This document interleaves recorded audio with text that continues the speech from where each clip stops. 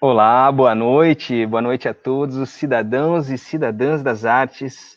Sejam todos muito bem-vindos a mais uma live aqui no nosso Facebook. E hoje é um dia muito especial, né? Estamos começando a semana com a estreia desse programa no Radar da Cultura. Mais uma estreia, estamos aqui também, especialmente hoje na Sala de Leitura da Cidade das Artes, para receber todos vocês. E antes da gente chamar a nossa mediação, os nossos convidados, eu gostaria de fazer um breve convite a vocês todos a conferirem todas as nossas redes sociais, além do Facebook, aqui onde vocês estão assistindo essa live. Nós temos também uma programação completa no YouTube. Então, a sugestão que eu faço é que vocês se inscrevam, cliquem no sininho para receberem as notificações e confiram também a nossa programação no nosso Instagram. Temos uma programação completa de lives sobre filosofia, gastronomia, cinema, literatura, enfim, diversas linguagens artísticas. Bom, sem mais delongas, hoje o tema é mais do que especial, um tema necessário. O bate-papo de hoje vai falar sobre o valor do livro, tributação e custo Brasil, com a mediação da Renata Costa, ela que é gestora de livro e leitura da Secretaria Municipal de Cultura, o secretário municipal de Cultura aqui da cidade, do Rio de Janeiro, Adolfo Conder, Áureo Ribeiro, deputado federal, Bernardo Gurbanov, presidente da Associação Nacional das Livrarias, Daniel Homem de Carvalho, ele que já é uma presença cativa aqui conosco, que é advogado e professor de Direito, e Luiz Gustavo Bichara, advogado e especialista na área tributária. Bom, fiquem todos à vontade, e aquele lembrete de sempre, a live é viva, é importante que vocês participem, façam perguntas, interajam entre si, porque o espaço é nosso. Sejam todos muito bem-vindos. Olá, Renata. Boa Oi, noite. Guilherme. Boa noite. Tudo bem? Bom. Boa live a todos. Obrigada. Boa noite, gente. Como o Guilherme falou, hoje é uma noite especial porque nós vamos tratar de um assunto premente, importante, né, para a gente que é da área do livro, leitura, literatura e bibliotecas. E hoje nós vamos falar sobre a reforma tributária, que prevê o fim da isenção da contribuição para os livros, enviada para análise do Congresso em julho. A primeira parte da reforma propõe a unificação da cobrança do PIS/PASEP e do COFINS em um novo imposto sobre o valor agregado, com o nome de Contribuição Social sobre Operações com Bens e Serviços, CBS.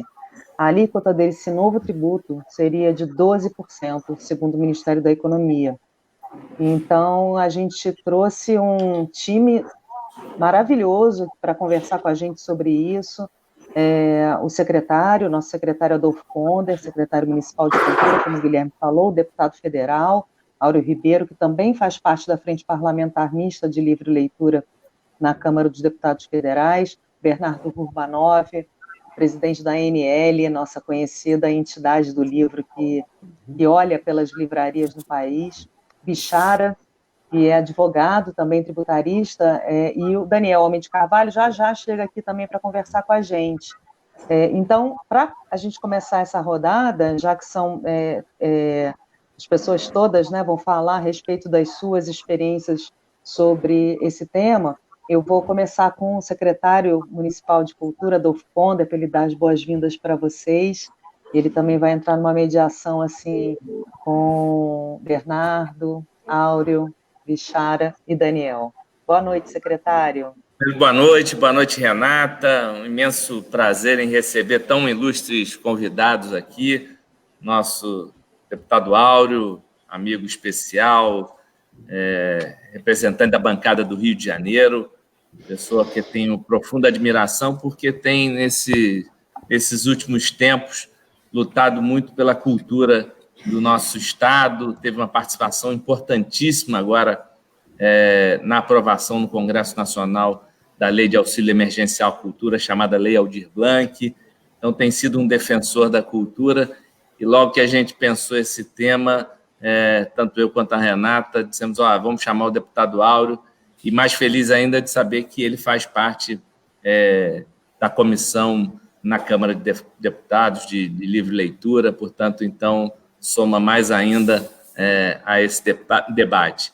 Saudar meu amigo de muito tempo, meu amigo de colégio, vejam só, nosso querido advogado Luiz Gustavo Bichara, amigo especial, muito bom te ver aqui, Bichara, profundo conhecedor de direito tributário, então soma muito, conselheiro nacional da OAB, então tem também uma articulação nacional importante, e acho que nesse tema traz uma importância fundamental para a gente. Saudar o nosso presidente Bernardo. Obrigado, Bernardo. Eu sei que esse tema é um tema muito caro para você, portanto, a gente fica muito feliz aqui de poder ver você aqui participando conosco, aqui, representando a ANL aqui como presidente. Mas eu queria já levantar a bola aqui nesse nosso debate, porque esse tema foi um tema, nas últimas semanas, nos diversos jornais, revistas, enfim, na internet, muito se falando dessa questão do livro, que é uma questão nobre num país que temos um desafio enorme, e aqui na cidade do Rio de Janeiro não é diferente, uma cidade que tem 650 mil alunos no ensino fundamental, 1.540 escolas públicas, a maior rede de ensino da América Latina. A gente sabe o quanto é desafiador esse tempo, porque quando a gente fala de tributação, a gente não está falando só para a gente que vai comprar o livro, mas, obviamente, também para o poder público, enfim, para o incentivo da questão da leitura, dos desafios que o poder público tem. Então, eu queria, no primeiro momento, ouvir um pouco do nosso deputado Áureo, deputado. Como é que está essa história no Congresso? Como é que está essa história em Brasília, né? Para depois a gente passar aqui para ouvir um pouco da impressão, tanto do Bernardo, quanto da impressão tributária e de como se dá isso do ponto de vista tributário do Bichara. Boa noite a todos. Quero aqui saudar a Renata, que está mediando essa live, junto com Adolfo Conde, secretário municipal de cultura da cidade do Rio de Janeiro. Aqui saudar o Bernardo e o Bichara. Acho que a gente também tem que entender que a gente vive um momento diferente no Congresso Nacional. Nós estamos votando as matérias online, né, com pouco debate no plenário da Casa e sem participação da sociedade civil. A Câmara dos Deputados não está liberando entrada. A gente tem até alguns debates que o deputado pode ficar no plenário, mas ele é feito de forma online, com pouca participação, onde que impede a participação da sociedade civil na Casa do Povo. Essa reforma tributária chegou, começa a se criar comissões para fazer discussão, a comissão no Congresso Nacional, para discutir um tema muito caro para a sociedade. Eu sou defensor da votação da reforma tributária ser pós-pandemia, quando tiver a presença de setores da sociedade, do setor empresarial, da indústria, para que esse debate possa ser amplo e legítimo no Congresso Nacional. Essa é a primeira tema que a gente tem que abordar. E fazer uma discussão ampla como um problema desse hoje, de tirar hoje o livro das isenções concedidas seria um absurdo para a sociedade e para o nosso país. Verdade, é verdade, deputado. Assim, para começar, né, que a sociedade se envolva, né, dentro dessas discussões. E nós, agora vou continuar a rodada aqui, vou falar um pouquinho com o Bernardo, para ele falar um pouco sobre como é que isso impacta, né, a partir das entidades do livro, né, não só a ANL, mas se você também traz notícias da CBL, que é a Câmara Brasileira do Livro, como é que as entidades do livro estão entendendo o impacto que isso pode causar, Bernardo? Olá, boa noite a todos. As entidades do livro estão alinhadas no sentido de rejeitar claramente esta proposta, porque o impacto calculamos, ainda não cientificamente, mas calculamos que pode chegar até 20% no preço de capa dos livros, e isto somaria digamos assim, já o que podemos identificar como uma verdadeira tragédia nacional, que é a pouca circulação que o livro tem, os baixíssimos índices de leitura, e sabemos que a contribuição do livro, nesse sentido, é fundamental para a circulação das livrarias. O que nos espanta é que o país já conta com um arcabouço legal que, de um lado, protege o livro, haja visto o artigo dos impostos, haja visto o artigo 150 da Constituição, e temos legislação, no mínimo desde 2003, que marcam os caminhos para que o poder público possa implementar políticas não só de estímulo à leitura, sino de fortalecimento de toda a cadeia produtiva do livro. Nós temos, em 2018, ou seja, recentemente, sancionada a lei da Política Nacional de Livro e Escrita, que deixa claramente os instrumentos que sinaliza claramente os instrumentos para implementar políticas que mudem o quadro tanto da leitura como da circulação do livro no país. Então, nos espanta que o governo faça uma proposta desse tipo. Sim, entendemos que é necessário simplificar os mecanismos de tributação no país, mas utilizar artifícios como a contribuição social, e aqui já deixo a pergunta para os tributaristas, digamos, entendendo que a contribuição social não seria um imposto, sendo que é um tipo de tributo e é, portanto, obrigatório, de modo que não tem, desde o bom senso, falo como leigo, mas desde o bom senso, acho que ainda temos bom senso, fica muito difícil entender este tipo de proposta. Portanto, esperamos que possamos sensibilizar tanto os legisladores quanto o próprio Poder Executivo e a opinião pública no sentido de proteger, digamos, e valorizar a presença do livro na sociedade. Obrigada, Bernardo. Então, já vou direto, secretário, para o Bichara, porque a gente fala aqui de tributação, setor do livro, 12%. Bichara, como advogado, você pode esclarecer as pessoas que estão nos assistindo agora, que não entendem muito dessa linguagem, como é que aconteceria essa tributação no setor do livro-leitura? Boa noite. Boa noite, Renata. Queria, em primeiro lugar, agradecer ao honroso convite que me foi feito aqui pelo meu velho amigo Adolfo, ilustre secretário municipal de Cultura, agradecer a você, saudar o deputado Áureo, grande liderança do Estado do Rio de Janeiro, saudar o Bernardo, lutador aí por uma bandeira tão digna quanto a cultura nacional, como todos aqui, né? Em primeiro lugar, claro que eu me associo a tudo que foi dito por vocês, mas acho que me cumpre uma... nós perdemos o áudio do Bichara? O meu não. O meu tá ok? Ok. Tá ok. Bichara, nós não estamos show. Alô? Acho que tá ok, escutando né? bem, Bichara. Tá ok, tá. Bichara. Então, deve ser algum probleminha lá na Renata. Então, o que eu ia colocando é o seguinte, embora eu concorde enfaticamente com tudo que foi dito aqui anteriormente, eu acho que me cumpre o papel de uma análise técnica a respeito da proposta do governo federal, e aí eu quero invocar talvez uma premissa que talvez não seja muito simpática, talvez não seja o que todos querem ouvir, mas eu preciso ser franco aqui. Nem tudo que incomoda é inconstitucional, né? Então, a tributação do livro incomoda muito, eu acho que deva ser combatida, mas não acho que ela seja inconstitucional, né? E aqui me permitam uma explicação rápida.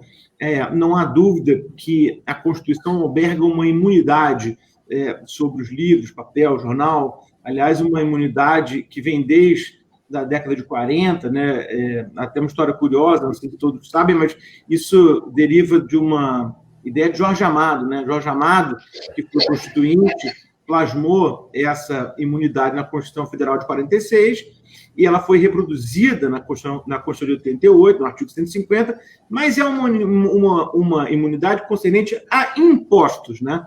Portanto, ela não protege a venda de livros da tributação sobre contribuições. Contribuição é uma coisa um pouco jabuticaba, né? Dá para dizer que a gente só tem isso no Brasil, e no fundo, elas nada mais são do que um astuto mecanismo da União Federal para poder arrecadar sem participar do Pacto Federativo, sem dividir com União e município as parcelas que lhes cabem, né? Portanto, poderia fixar essa premissa inicial. Infelizmente, não é inconstitucional, né? No entanto, claro, é muito incômodo, e desde 2004, pela Lei 10.865, a alíquota de PIS e COFINS sobre a venda de livro é zero. O que acontece é que hoje a gente está nesse debate sobre a reforma tributária, a gente tem duas propostas de emenda constitucional apresentadas no Congresso, a PEC 45, oriunda da Câmara dos Deputados, e a PEC 110, oriunda do Senado, e o governo federal, ao invés de participar do debate sobre essas PECs, apresentou um terceiro projeto, que eu reputo muito infeliz, que é o da CBS, da Contribuição sobre Bens e Serviços, e no âmbito dessa proposta é que se revoga, então, a isenção que vigora desde 2004. Né? Embora seja constitucional, eu acho que há uma série de argumentos jurídicos e econômicos que recomendam que não se faça essa tributação. Né? Acho que há bastante argumentos. Não quero tomar demais o tempo aqui dos demais na live, mas talvez na próxima rodada a gente possa fazer uma explicação dos argumentos daqueles que defendem a tributação e, de outro lado, os argumentos técnicos que devem servir para desmontar a ideia dessa incidência. Secretário, quer complementar com eles? Eu acho que eu queria, e muito se tem dito, quer dizer, nós estamos falando de mais 12%, é isso, Bichara? E, Bernardo, quanto isso, se fizeram as simulações, o quanto isso impactaria na ponta, né? Quer dizer, na distribuição dos livros, e aí a gente fala, enfim, obviamente, na democratização da leitura, que é o principal argumento contra esse projeto. O quanto isso impactaria na ponta para o comprador, né, do livro? Tem ideia disso? Eu acho que vai depender muito da estrutura de custo da editora, mas seguramente é mais de 12%, porque a diferença aqui não é 0 para 12, né? A diferença aqui é 0 para 12, também nos serviços agregados. Então, por exemplo, frete, tudo isso vai vir carregado de 12, né? Então, eu estimo que seja alguma coisa na ordem de 15%. Não sei se o Bernardo tem esse número cravado, mas depende um pouco da estrutura de custo da pessoa jurídica, entendeu? Mas é mais de 12%, com certeza. Eu vi muita gente falando em torno de 20%, né? Quer dizer, deputado, explica para a gente como é que se dá isso no Congresso, uma tramitação dessa, como é que se dá, qual é o tempo disso, quer dizer, temos audiências públicas para discutir, quer dizer, um projeto de lei desse, quer dizer, para quem está nos assistindo, a gente tem muita gente, em especial aí a turma que trabalha com a Renata, que são nossas gerentes de biblioteca, são inúmeras bibliotecas na cidade do Rio de Janeiro, espalhadas aí pela cidade, da Zona Oeste, passando pela Zona Norte, Centro, Zona Sul. Como é que se dá essa tramitação no Congresso de um projeto desse? Quer dizer, existem audiências públicas, Bernardo vai poder lá discutir, o Bichara pode ser chamado, para a pessoa leiga que não conhece, que está nos acompanhando, quer dizer, como é que ela pode acompanhar a tramitação de um projeto desse? A gente tem um regimento na Câmara dos Deputados, no Congresso Nacional, quando se tem a apresentação de uma PEC que precisa recolher assinaturas para ser apresentada, ela se cria no Congresso uma comissão especial para discutir a matéria. A PEC 45, que é de iniciativa da Câmara dos Deputados, já teve várias audiências públicas, como a PEC 110, que também é de autoria do Senado Federal. Quando o governo manda outra matéria para ser discutida, cabe novas audiências para que possa ser ali debatido todos os pontos do projeto apresentado. Nós acreditamos, Adolfo, e todos aqui, Bichara, Bernardo, Renata, que essa matéria é uma matéria que tem que ser discutida no momento que possa ter a presença da sociedade na Câmara dos Deputados, para que possa ser amplo o debate. É um tema muito importante para a sociedade, é um tema vital para a economia brasileira. A gente não tem um consenso ainda, nem da Câmara, e Senado e governo, que precisa ser bem debatido para que a gente não possa errar e prejudicar a economia brasileira. Reformas precisam ser feitas no Brasil.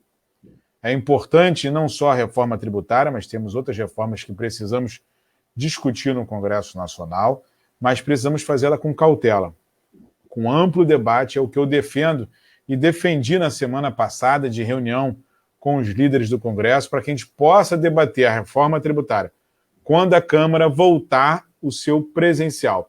Muito se discute, volta às escolas, vamos voltar às aulas, vamos ter alunos dentro da sala de aula, mas mais importante hoje do que ter alunos na sala de aula é ter deputados no plenário, né, ter as excelências no plenário para fazer discussão, para depois pensar outras matérias importantes para o Brasil. Obrigada, deputado. Muito obrigada. Bernardo, você quer complementar, Bernardo, sobre a questão desse percentual que ele... Sim. Intrasetor se fala em um aumento de até 20% no preço de capa. Não, como eu disse no início, não temos uma pesquisa ainda técnica suficientemente aprofundada, mas se trabalha com esse número aproximadamente.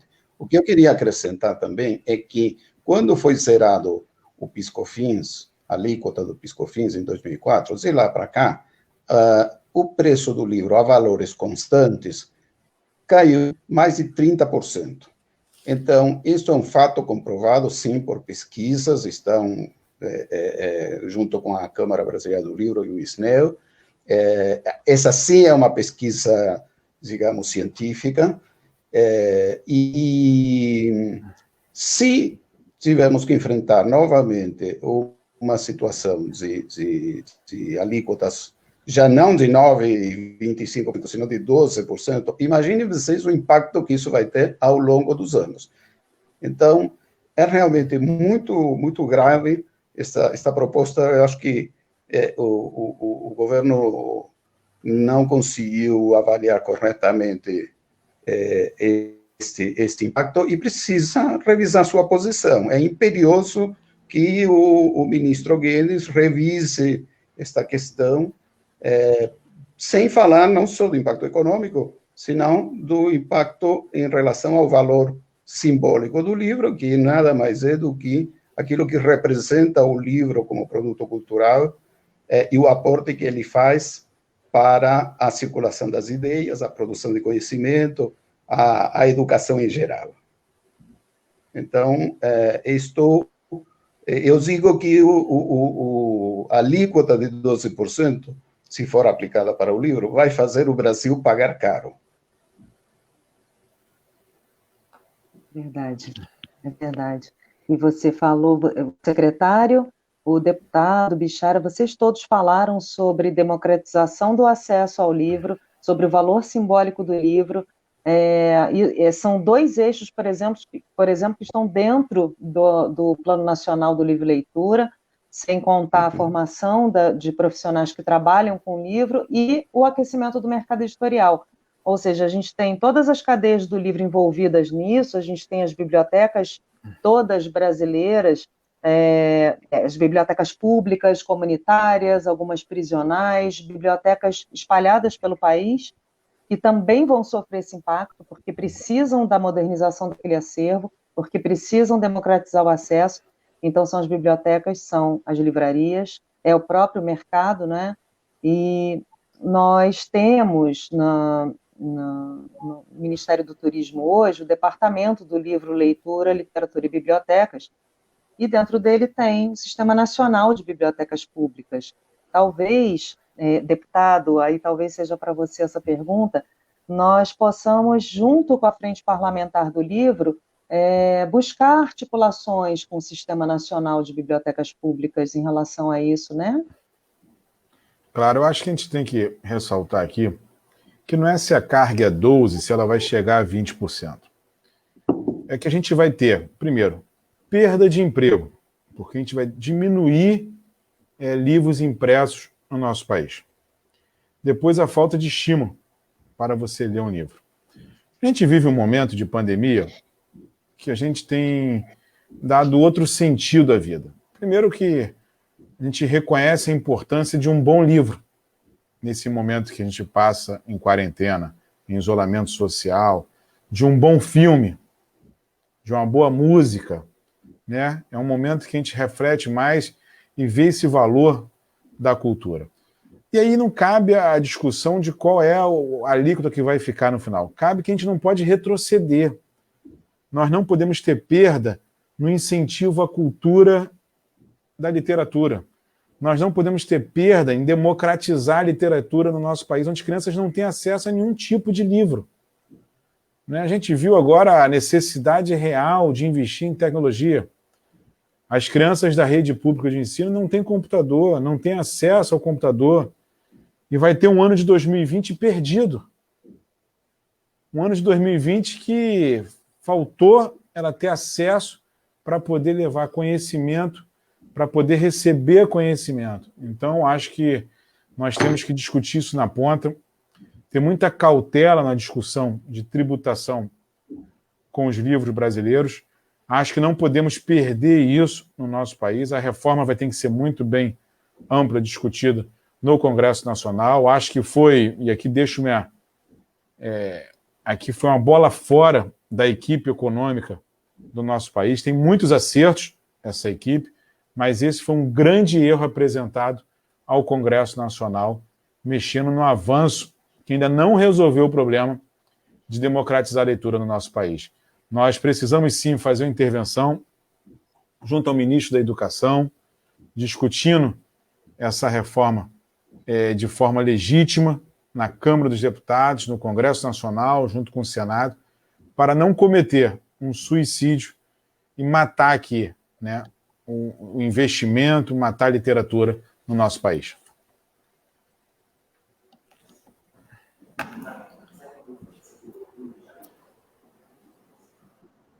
Renata. Oi, querido. Eu queria, acho que o Bichara ficou ali na parte dele, e aí é importante aqui a gente ouvir, ele tem um argumento dos dois lados, né? Na sua primeira participação, falou que ia passar aqui um pouco para a gente quais são os argumentos aí da equipe econômica, do governo, etc., na defesa dessa tributação. Então, queria ouvir do Bichara um pouco quais são esses argumentos. Claro, com prazer. Assim, eu quero só reiterar uma vez mais que eu não me filio a essa corrente, mas é importante, eu acho, a gente conhecer tecnicamente, né, quais são os argumentos do governo federal. Né? A ideia, e aí eu só quero dar um passo atrás, e lembrar a todos que nos assistem o seguinte: na verdade, não há na mesa hoje uma proposta de reforma tributária. Né? Quer dizer, os tributos classicamente incidem sobre 3 signos presuntivos de riqueza: patrimônio, renda ou consumo. O que a gente tem na mesa hoje é uma proposta de reforma tributária sobre o consumo. Né? Importante a gente fixar essa premissa. E aí, a doutrina internacional e as experiências dos países do primeiro mundo demonstram para uma tese de que a tributação sobre o consumo deve ser neutra. O que se pressupõe por neutralidade nesse caso? Ela não deve onerar a pessoa jurídica. Ela deve recair somente sobre o consumidor final do bem ou serviço. Portanto, a ideia da equipe econômica, por inspiração do economista Bernardo Api, é que toda a cadeia de consumo seja neutra. Deve haver, para qualquer bem ou serviço consumido, uma tributação de 12%, no caso de tributos federais, a ser paga pelo cidadão que consome o bem ou serviço. Não, essa tributação não deve gravar o meio da cadeia. Então, ele trata o livro como um outro bem ou serviço qualquer, atribuindo a ele incidência e a mesma alíquota. Aqui é muito importante se dizer o seguinte: virtualmente todos os setores estão reclamando da tributação.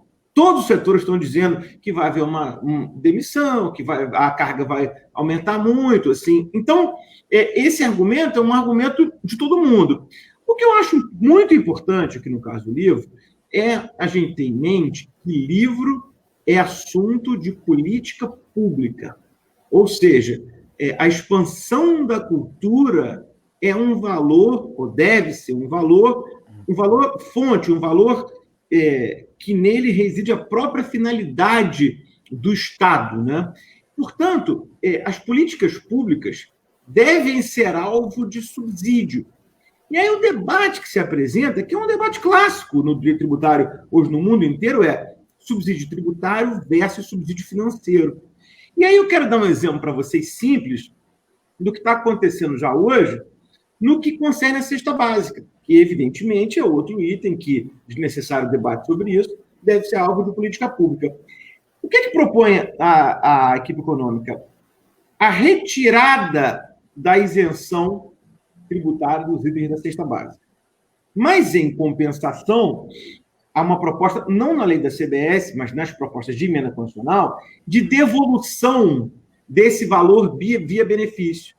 Então, o sujeito que usa, um sujeito pobre que usa cesta básica, ele terá o arroz, feijão desonerado. Nós que temos uma condição um pouco melhor, não.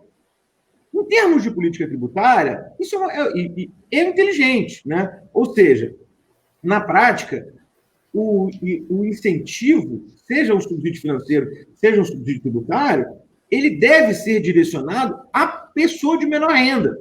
Não é razoável que, por exemplo, arroz e feijão sejam desonerados, considerando que uma parte dele vai para a mesa do rico, entendeu? Então, teoricamente, é mais inteligente o subsídio financeiro do que o subsídio tributário. Ou seja, aquele valor ele voltaria para a pessoa menos favorecida através de um mecanismo de política pública, como, por exemplo, o Bolsa Família. Esse é o argumento, tá? Eu estou só conjecturando o argumento, e aí eu queria dizer para vocês por que eu acho que ele não funciona nesse caso. Uma razão simples. Essa devolução via política pública pode ser feita, isso é a experiência mundial, de duas maneiras. Ou se dá um voucher para o cidadão, então um voucher para ele comprar um livro, um voucher para ele adquirir comida, ou até um ultraliberal diria que basta devolver aquele dinheiro em renda básica. O que acontece, para a gente nem evoluir muito na discussão, é o seguinte: a proposta do governo, ela só tira com uma mão, ela não dá com a outra. Ela veicula apenas a extinção do benefício, hoje consistente na isenção, e não propõe nenhuma política pública no lugar. Então, é claro que ela não pode funcionar. E há um outro aspecto que eu acho muito sério também, que eu queria compartilhar com os colegas, é o seguinte: o preço, como eu disse a vocês, o pressuposto da neutralidade é que todos os contribuintes fiquem com a mesma alíquota na aquisição de qualquer bem ou serviço. E que se acabem com todos os regimes diferenciados, os chamados benefícios fiscais. E esse é o argumento que a Fazenda utiliza para acabar com o regime diferenciado que isenta o livro da tributação. Mas aí é um ponto muito importante. Vocês devem estar imaginando, então, que a proposta veicula a extinção de todos os benefícios fiscais. Mas isso não é verdade. Alguns benefícios fiscais existentes são mantidos, né?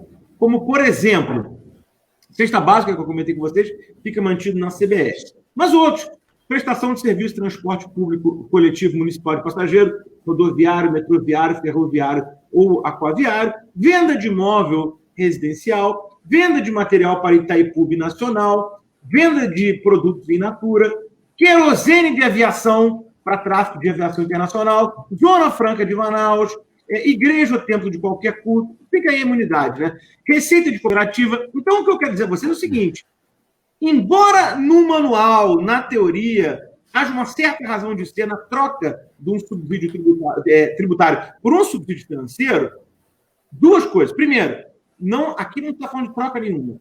A gente está falando da revogação do subsídio tributário por uma incidência desacompanhada da respectiva compensação em termos de política pública. E segundo, o governo fez escolhas. Ele não fez uma revogação em massa de todos os benefícios para que todos os contribuintes fiquem submetidos à mesma regra. Alguns benefícios foram mantidos. Então, governar é fazer escolhas, né? É preciso que a gente entenda por que alguns benefícios foram mantidos e por que os do livro não.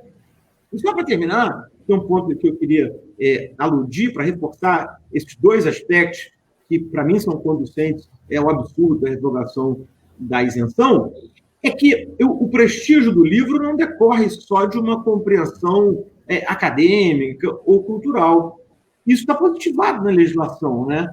É preciso lembrar vocês que a Lei 10.753, de 2013, a Política Nacional do Livro, diz textualmente: o livro é o meio principal e insubstituível da difusão da cultura e transmissão de conhecimento, do fomento à pesquisa social e científica, da conservação do patrimônio nacional, da transformação e aperfeiçoamento social e da melhoria da qualidade de vida. É fator fundamental para seu progresso econômico, político, social e promover a justa distribuição do saber e da renda. Então, o fato de a difusão dos livros ser uma política pública, não sou eu que estou dizendo, não é um juízo de valor meu. Isso está na lei federal, né? Então, a revogação do direito tributário jamais poderia vir desacompanhada de uma medida compensatória.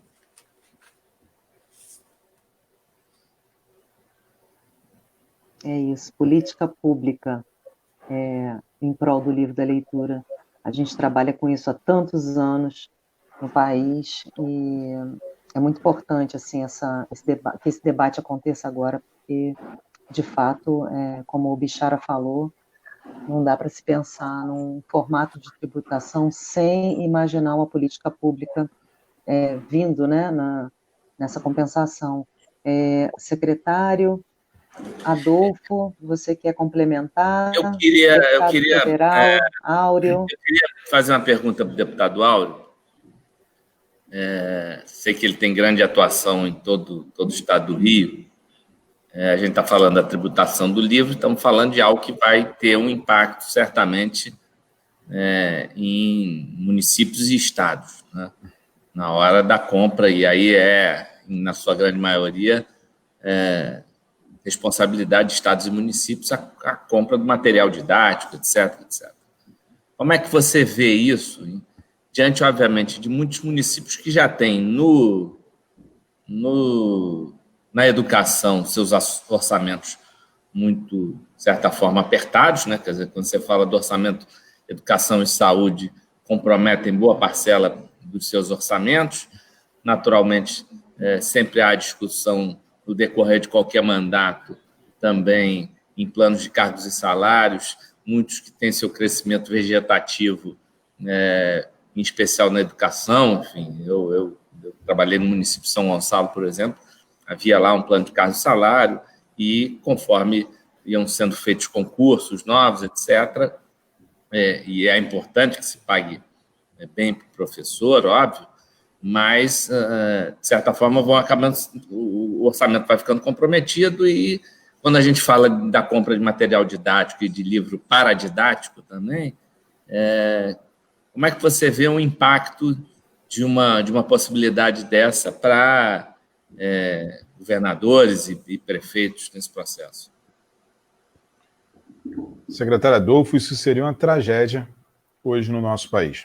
Primeiro que as prefeituras estão muito debilitadas já para manter o investimento em educação. Você não também, a gente fica muito atento ao livro, mas é quando a prefeitura também roda o material, que ela também tem imunidade ali do papel para fazer aquela apostila ou as provas, o que é necessário ali ser utilizado numa ferramenta de levar conhecimento.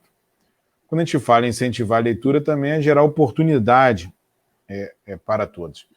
Eu acredito que a gente está na contramão do que a gente tem desenhado pelo Congresso Nacional. A gente votou uma matéria importante, que foi investimento em educação, que foi o novo Fundeb.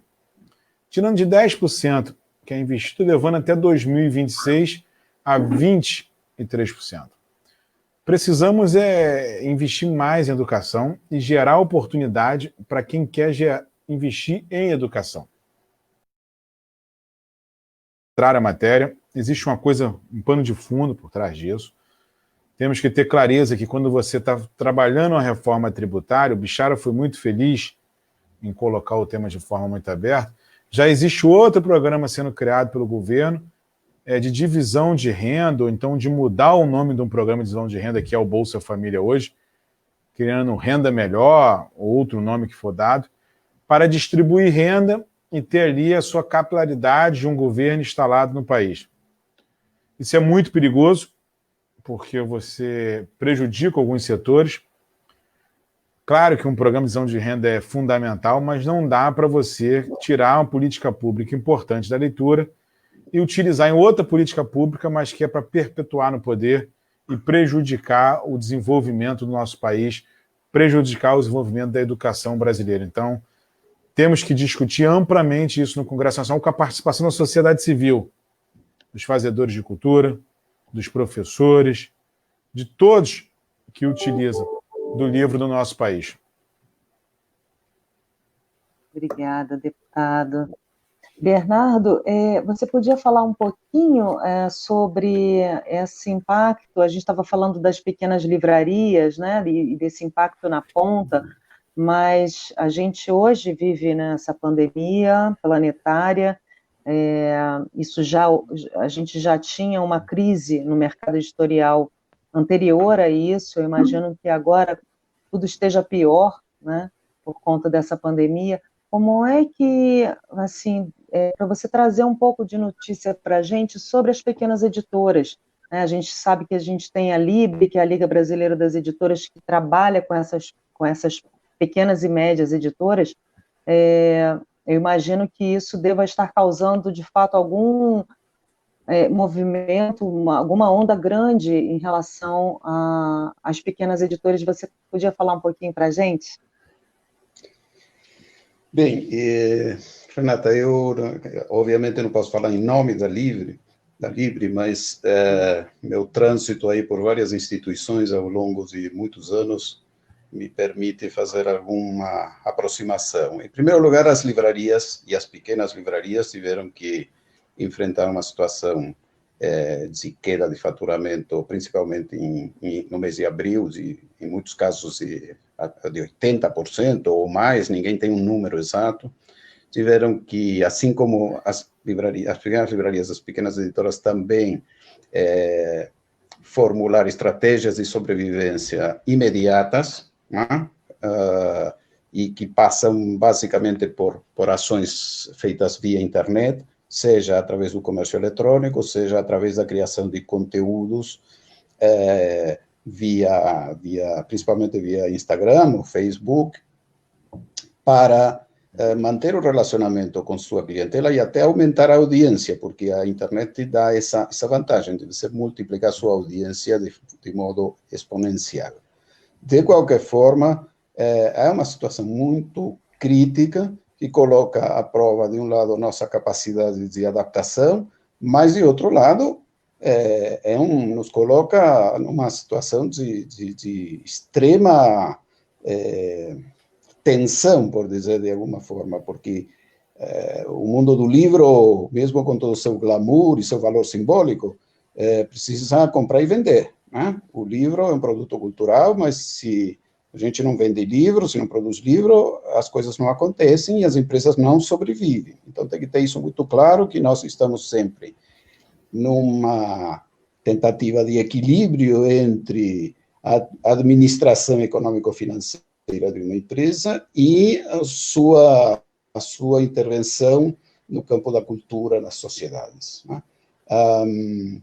Os canais de venda são diversos, as livrarias, as editoras, principalmente as pequenas, diante do fechamento das livrarias, tentaram buscar outros canais de venda, mas nós temos que ter claro que, em primeiro lugar, aproximadamente 50% da produção de livros no país se canaliza através das livrarias, ou seja, se vende na livraria, né? Por outro lado, se nós não respeitamos minimamente esta cadeia de comercialização, nós vamos canibalizar o sistema e vamos acabar com o ecossistema de produção e comercialização do livro. Então, isso é muito delicado. Nós temos, estamos tentando superar estas situações não sem conflitos, né? Tem muita livraria pequena reclamando, também tem editora pequena reclamando, enfim, precisamos conciliar os interesses e preservar o bem comum, que é o sistema, estamos todos, e sistema no sentido de que uma alteração das partes significa alteração do todo.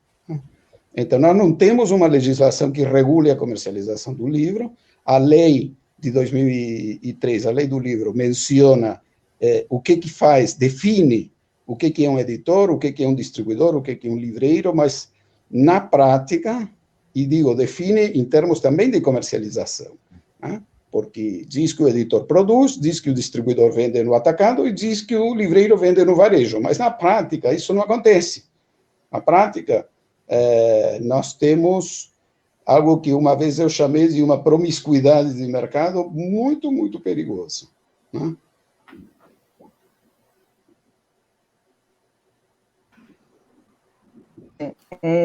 Agora, gente...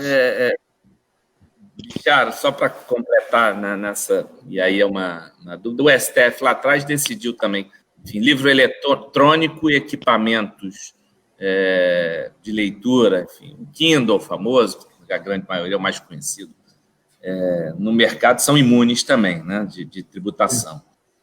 E aí estamos falando também, quer dizer, é bom escutar o Bernardo também, vocês dois, e deputado, quer dizer, de que além do livro físico, né, a gente, de fato, o Bernardo bem falou, a gente já vive, a Renata também, quer dizer, no Rio de Janeiro, várias livrarias fechando, óbvio que você tem um processo, né, outro dia a gente discutia aqui a coisa do livro numa das nossas lives, quer dizer, tem gente que ainda gosta, óbvio, do livro físico, mas, óbvio, você vai viajar, se você tem o teu Kindle ali, é muito melhor, você baixa tudo e leva, óbvio.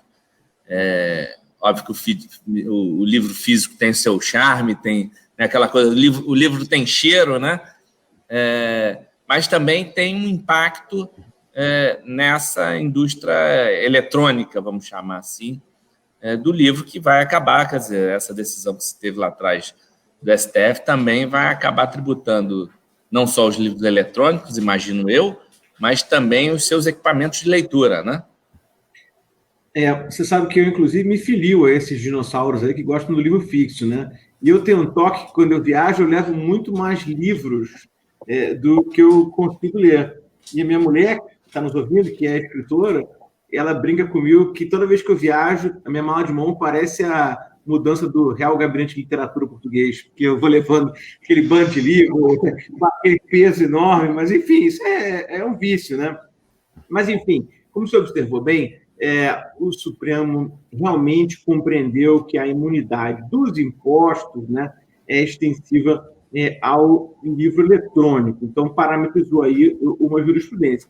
Um outro ponto que, se você me permite o gancho, eu queria também complementar, mas que eu acho importante, a respeito do argumento do ministro Paulo Guedes, e ele verbalizou isso, o deputado Áureo sabe, textualmente, respondendo a uma indagação na audiência pública sobre a CBS, respondendo ao deputado Marcelo Freixo, e aí disse o ministro Paulo Guedes, não, mas você, por exemplo, não precisa de isenção para livro, né? Quem precisa é o pobre, pobre não lê, né? Ele disse isso, né? Livro é coisa de rico, né? E o governo federal vai dar livro. Então, ele foi para aquela tese do subsídio, da política pública, que eu comentei, né? Sobre esse vídeo eu queria fazer 2 comentários, né?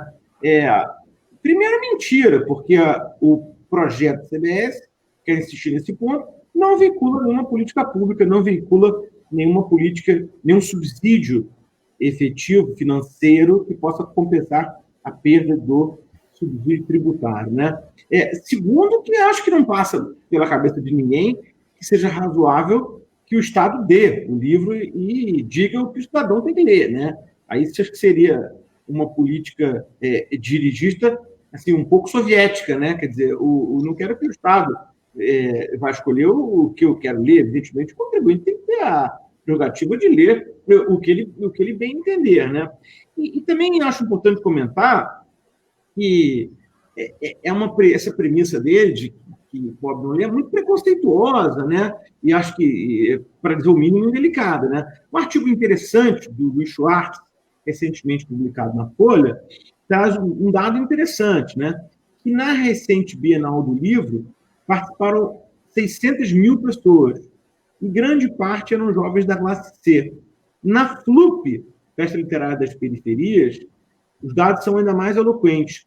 Do público total do evento, 97% declaram leitores frequentes de livro, 51% entre 10 e 29 anos, 72% não são de brancos e 68% pertencem às classes C, D e E. Portanto, eu acho que isso desmistifica essa tese de que livro é coisa de elite. E, é claro, ainda que se fosse, não deveria ser assim, né? Por exemplo, a cidade de Porto Alegre inclui livro na cesta básica. Uma interessante congregação de duas políticas públicas fundamentais, né? Então, e aí, só para concluir, ainda com relação a essa coisa da alíquota única, que é muito severa em países que adotam já o IVA, né? Que é para onde o Brasil quer caminhar, na Europa, se haveria... O Conselho da União Europeia havia uma diretiva determinando a alíquota mínima de IVA de 15%. Né? E, posteriormente, houve uma nova diretiva, a número 112/2006, autorizando a redução da alíquota do livro. Então, por exemplo, na Alemanha, onde há poucas alíquotas diferenciadas e onde a alíquota padrão do IVA de 19%, livros possuem uma alíquota reduzida da ordem de 7%, praticamente um pouco mais de um terço da alíquota padrão, né? Então, só para deixar claro que mesmo no ambiente do IVA, que pressupõe a neutralidade da tributação, em alguns lugares, como na Alemanha, há um tratamento tributário diferenciado para o livro. Né?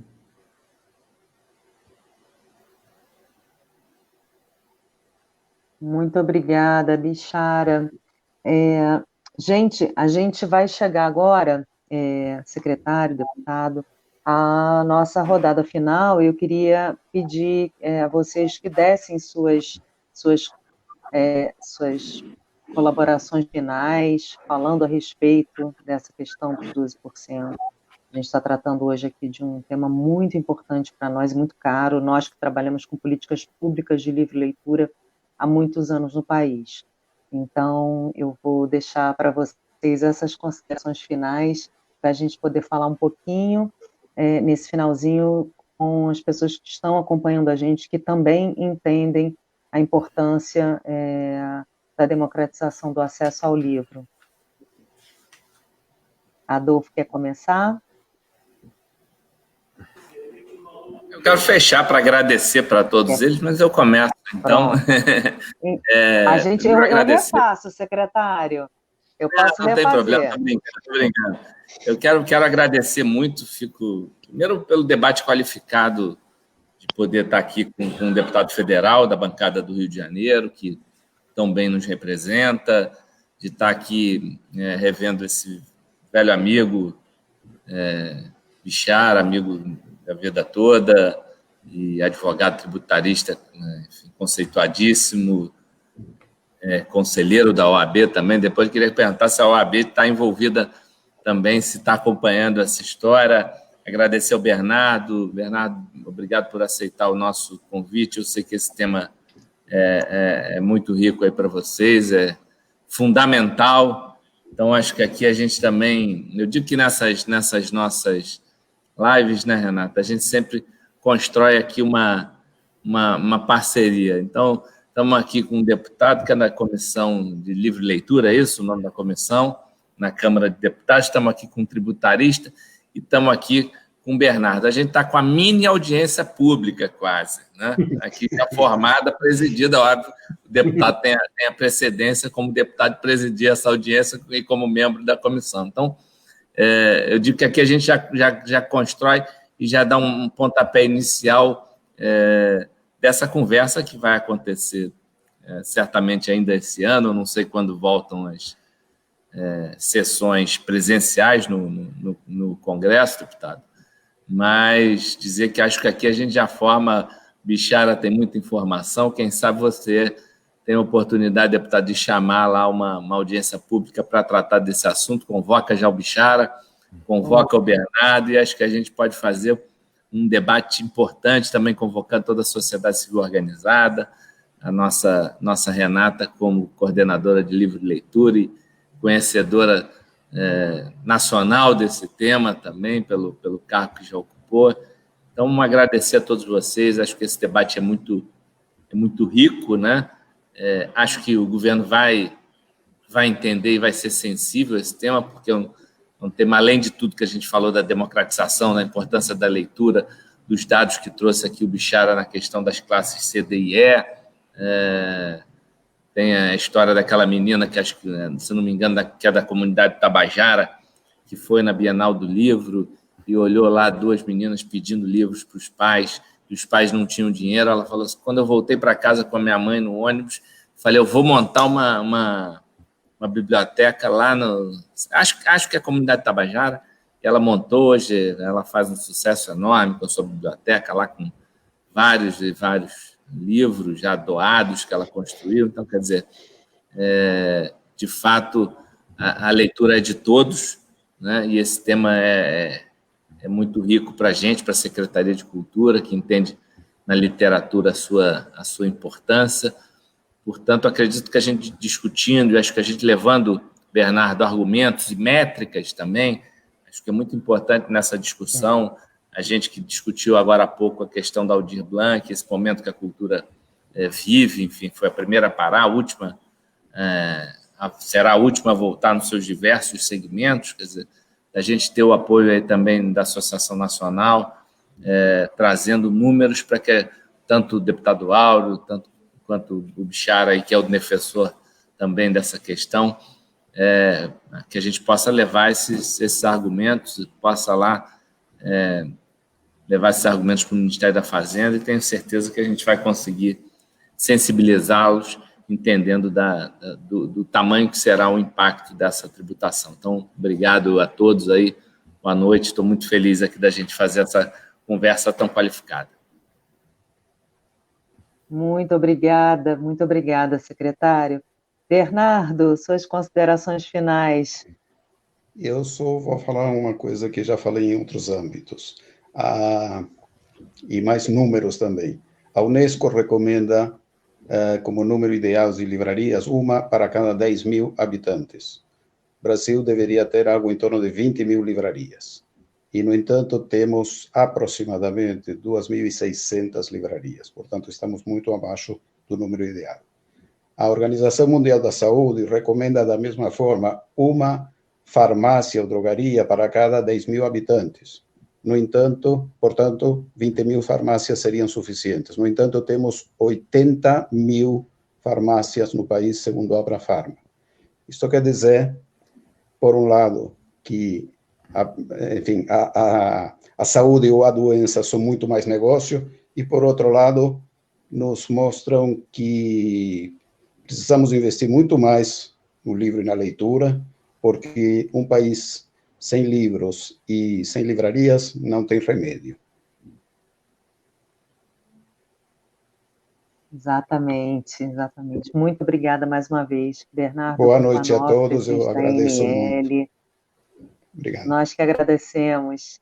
Bichara, suas considerações finais. Muito obrigada, foi muito importante também sua participação hoje.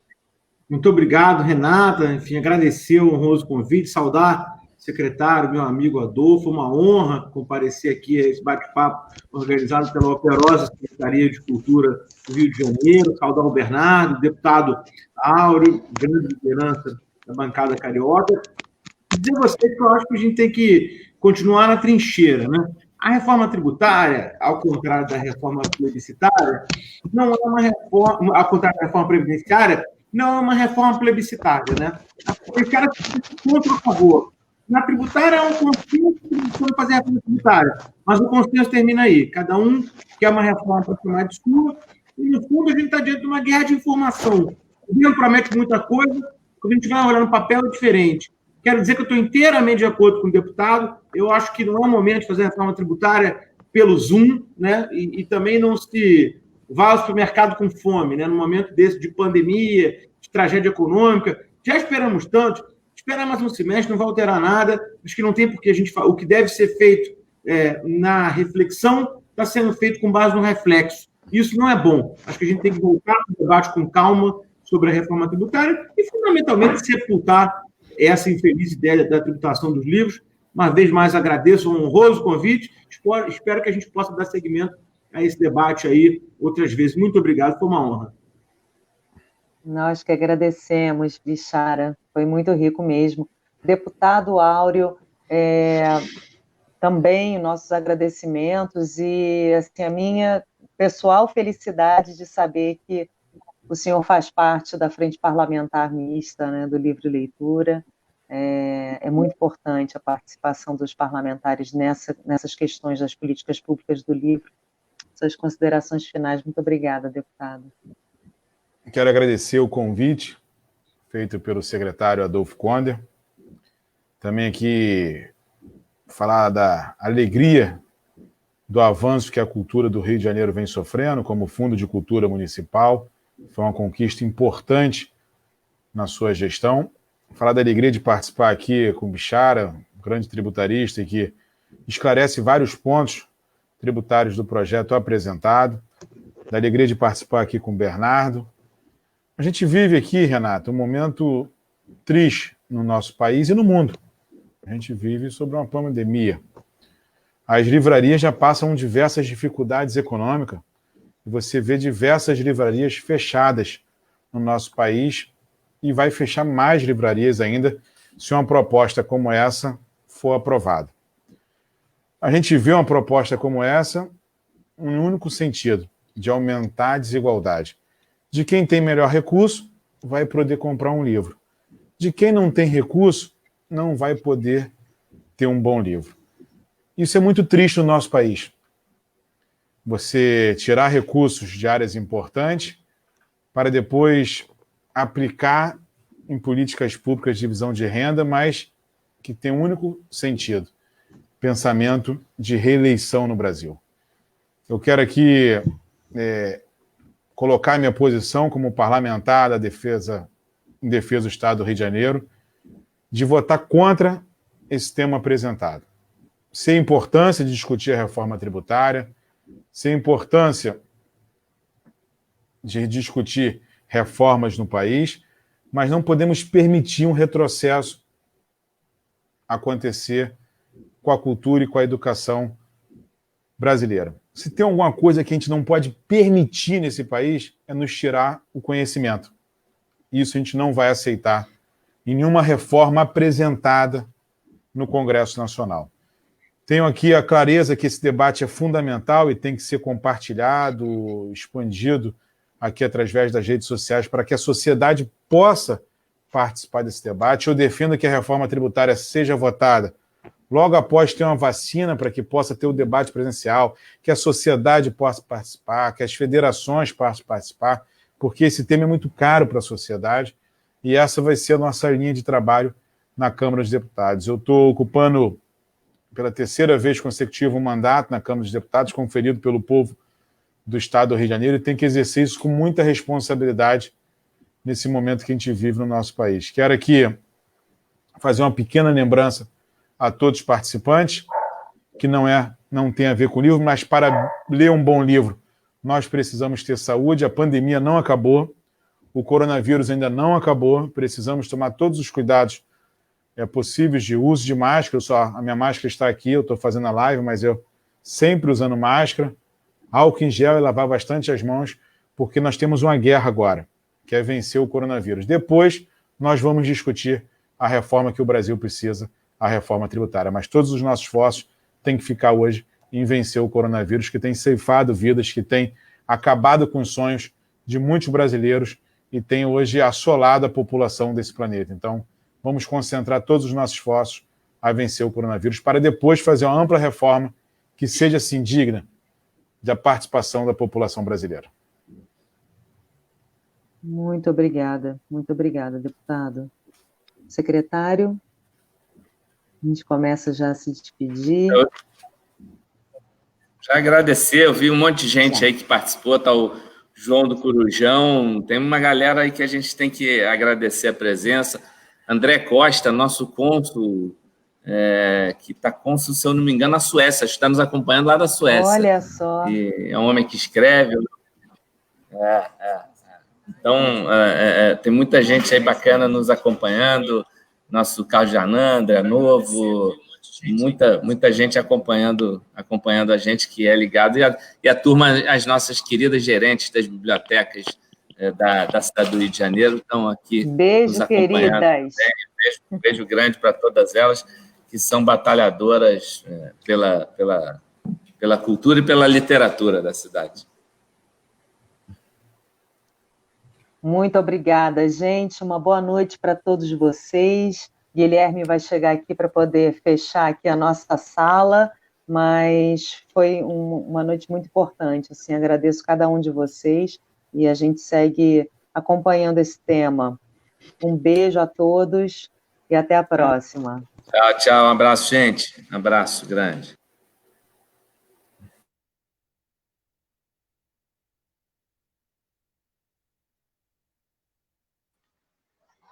Olá, boa noite a todos.